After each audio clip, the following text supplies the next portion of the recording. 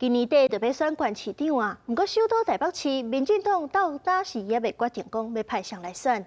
凤城行政院长杜永泰、副院长郑丽君拢是参选的人选。现任的市长蒋万安面对这未来对手是虾米人这个问题，伊是表示讲选举还阁真久，会专心处理市政。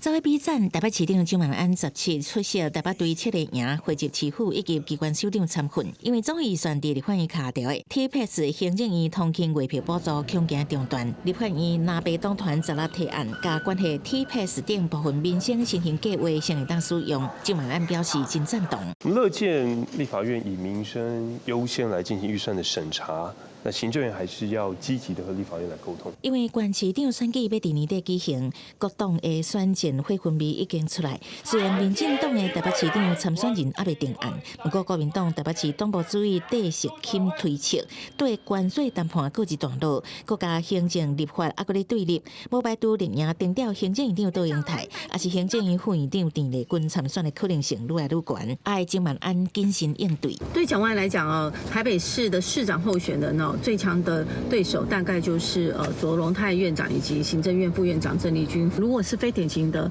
政治人物，我们也是可以接受。像这个童子贤。不过蒋万安回应，即马伫选举还阁真久的时间，即马专心市政，会持续推动各项建设，照顾市民。公司新闻采访报道。